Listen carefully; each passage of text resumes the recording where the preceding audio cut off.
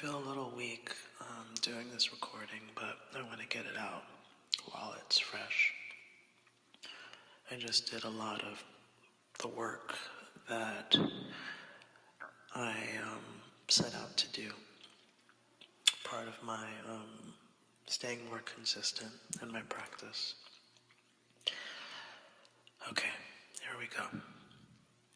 So, I sat with HGA and started to unpack my concerns around my feelings about manifesting certain things. See, the thing is, I know I can manifest. I've bared witness to my own manifestations. Now, there is a particular thing that I want, sort of a consistent manifestation. And there's also another thing that I'm seeking to do. It's really silly, but as I'm sitting out, I'm kind of venting about it to HGA. I'm sitting outside and these flies, these darn flies, are just too many flies. And, I'm trying to enjoy my coffee and talk. And they're like, bzz, bzz, bzz, like touching me. And if you heard any of my other videos, every once in a while I'll shout and scream and run inside because I'm being accosted by some bee or dragonfly or what have you.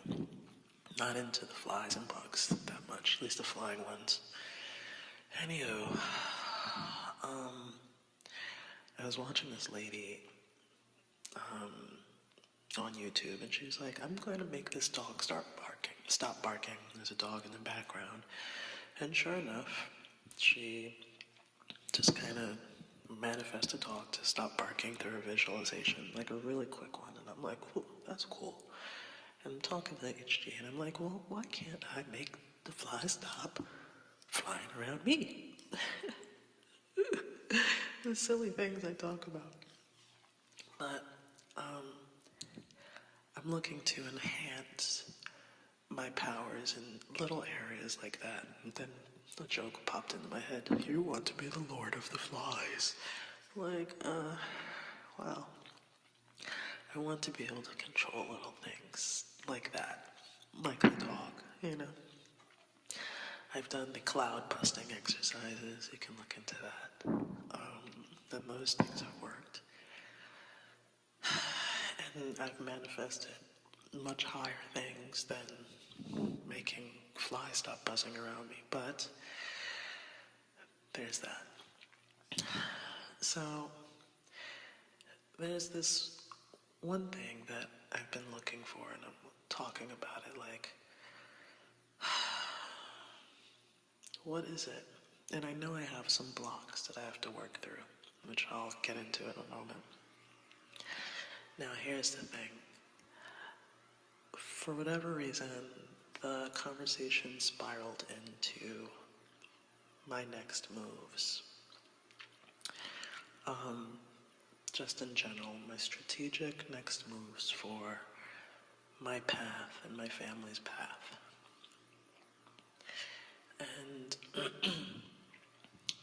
I have these mixed feelings, and I'm just trying to sit there and talk it out and sort it out. And I have a basis, and I have a general direction, and I have an understanding, and I have the moves. Now, another thing that popped into my algo was a book called The Next 10 Moves, or Your Next 10 Moves.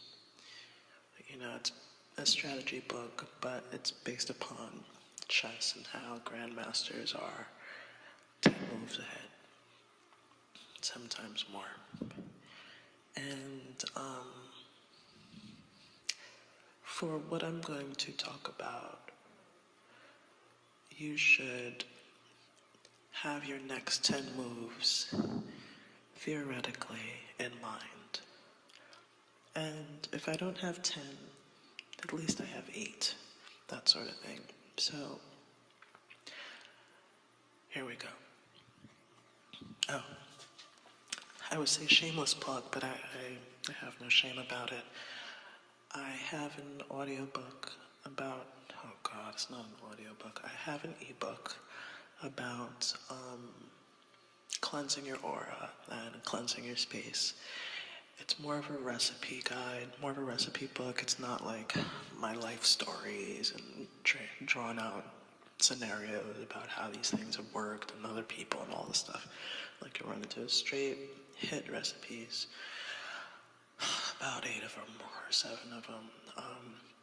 That'll help you cleanse your space and your aura, which I find are necessary to be able to protect yourself and shake off whatever may be around you and your environment and your general essence of being, to go into these levels of manifestations more clearly and more cleanly. Okay, so that's that. So, in my next part of my practice, I'm, cleansing my space, putting some money up. I don't know, yeah, I guess it's an altar, but just putting some money up. It's things that are meaningful to me. I take away from saying the word altar, but it's things that are meaningful to me. It's where I burn incense. It's where my things that are sentimentally and spiritually valuable to me. And, I'm just lighting some incense, and I'm going into thought and prayer about what I want to obtain. And here's where it got into the 10 steps aspect of it. So I noticed that this thing that I've been looking to obtain, I feel a like twinge in my heart space, or in my chest space. It's like, okay, I get this thing. Excuse me. Consistently, let's say, pick an amount that is like above your normal income. Let's say I receive $1,000 a day, or an amount that is believable to you, but still above your level of belief. I receive $500 a day, right? Whatever fits your paradigm. I receive an extra $200 a day, etc. Right? So I am saying that to myself, and I feel the twinge, like, that's not hitting. And I touch on that twinge, and it makes me dive into why I have that feeling.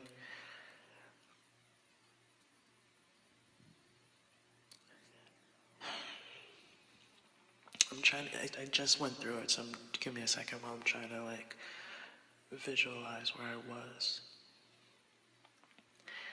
And I reassure that twinge, no, I have this $1,000 a day, I'm good. And the twinge says, but what if it disappears? What if you don't get it again? So then I touch on it again, no, I have $500 a day, I'm good,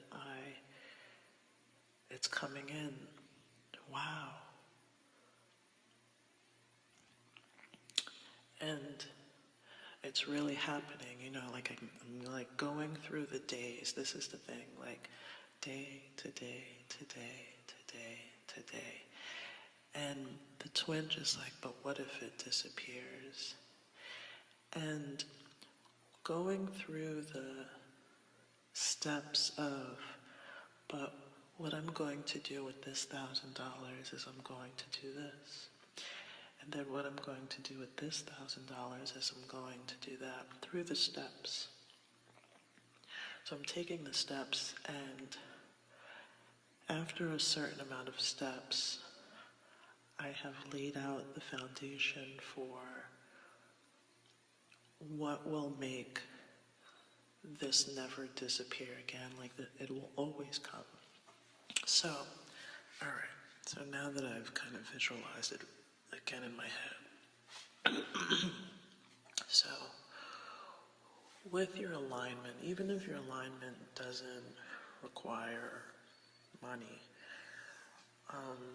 it could be the foundations of a family ecosystem or a family dynamic, a friend dynamic. It's like, I want to have my family closer together. So what I will do is I will implement X, Y, and Z steps. I will implement these 3 steps, and your energy field or your heart space may say, oh, but this person will do this and that will happen. But what you go into is that you reassure yourself that in these spaces, that in these steps that I've done, that one person can't take away anything, because I've laid the foundation with these other individuals, and that is my steadfast safety net. So when it comes to money, I've done step 1, and I have made this money work here. I've done step 2, I've made this money work here. I've done step 3, I've taken this money and I've made it work here. If that twinge comes and it says, but what if it doesn't last? I got to the place where I got many twinges down the line, and everything was secure in this like visualization. Everything was laid out, and then there was still another larger twinge that I had to deal with, and I was like, what is this?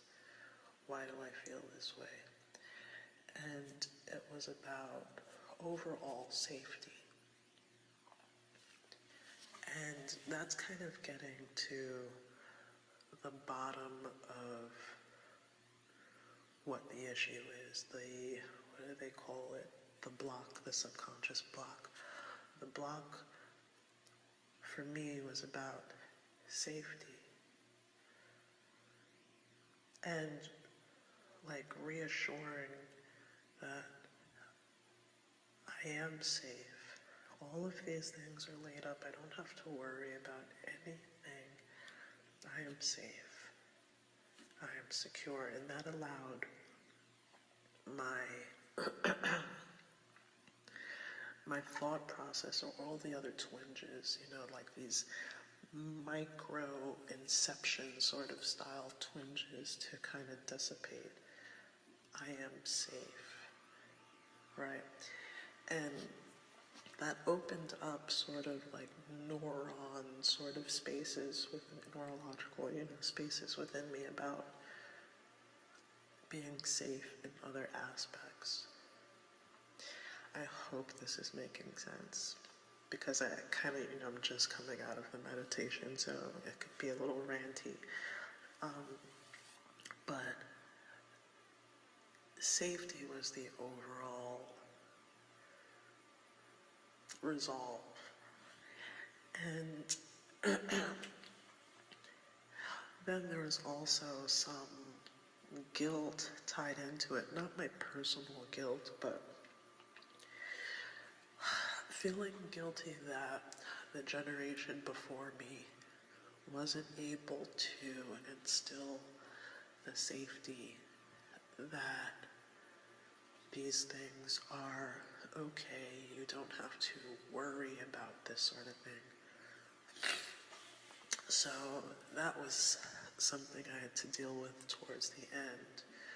But coming out of it, opening my eyes and coming out of this sort of feeling process of what blocks I'm dealing with regarding pulling in these consistent things, these consistent sort of dynamics, let's call it. I was free. It was so weird, like, my perspective shifted. And I noticed it in two ways. There is a beautiful tree that I look at outside my window every day, and it's the primary focus. Like, there's a couple trees that are my primary focus when I look out my window. My perspective shifted to an even greater tree in size and in stature that I've never paid attention to. And I'm like, holy shit, that tree is huge. I've been sitting in the same spots for a good amount of time to not notice the majesty of the tree directly behind it. So just saying to say that my awareness has changed coming out of that feeling safe. Like, life just got a little bit grander. And also, I was free. I feel like constrained by people and by dynamics and by situational shit. And I was like, I can go there. I can move there if I want. Like, I can do what the fuck I want sort of attitude came out. Like, I felt free. So, I guess in a nutshell is, take some time to capture the steps that you want to make the change that you're looking to make the shift that you're looking to make. A lot of people that will say, you gotta remove the subconscious blocks, and then they'll drill into you, you don't have a block about this, and you're good about this, but the work, I found here is that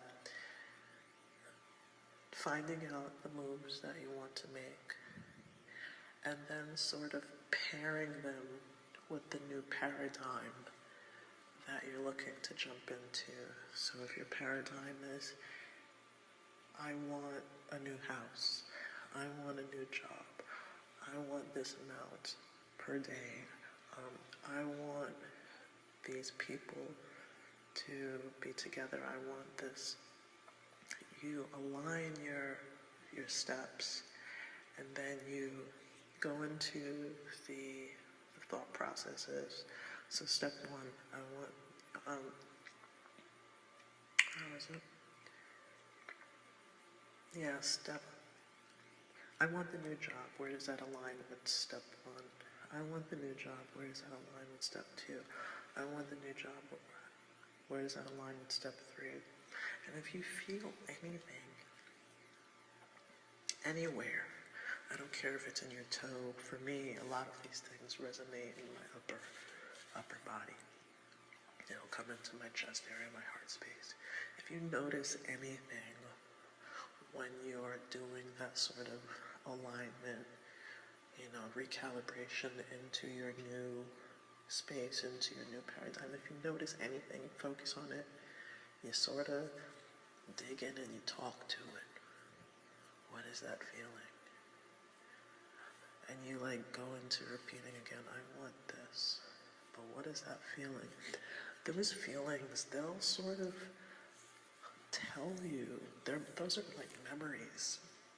And they say this a lot in psychology, whatever type of psychology, I don't fucking know, EMDR or whatever.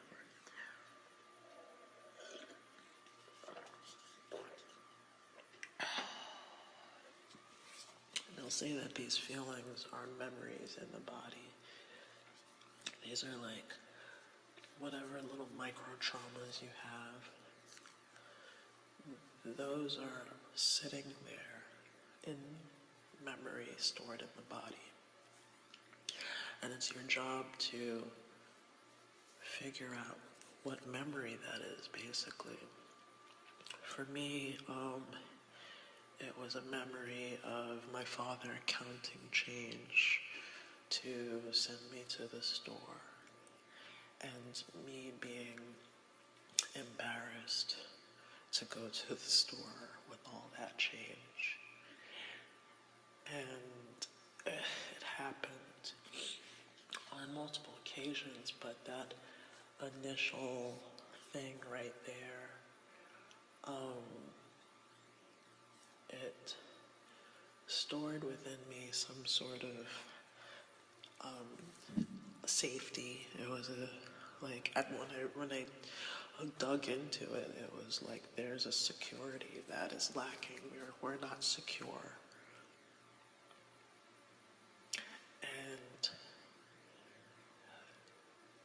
And so what happens is, for me, because I'm not secure in this place, I can manifest $10,000 like I have before, $2,000, $4,000 like I have before, but it'll dribble out of my fingers. Like, it'll rinse out of my fingers like sand, because I don't have certain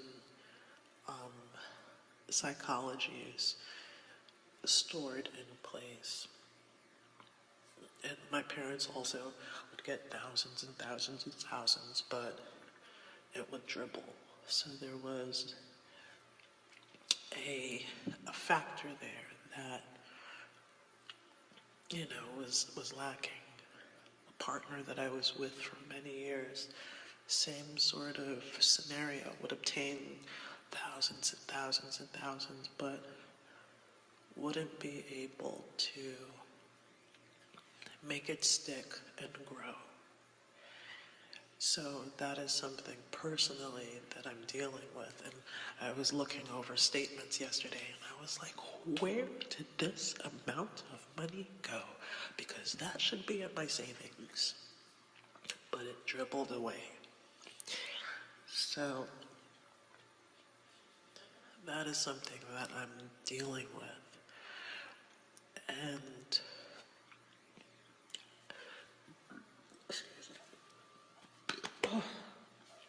I don't know if this is necessarily about manifesting, but this is touching on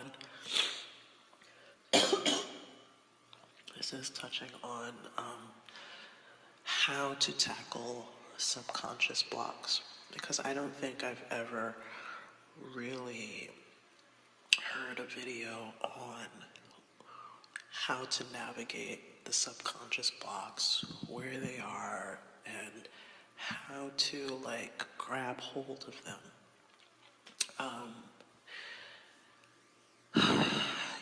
When I was coming out of this sort of meditation space, I didn't mean for it to be a meditation, but I did. I lit some incense, I lit some money incense, and I was like, okay, let's go.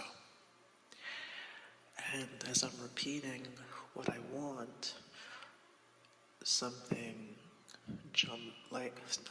but I felt the sensation. I was like, okay, let's deal with it. Let's talk to it. So, I guess that's all I got. Alright, check the link in the bio. Thumbs up for me. Alright, y'all. Adios.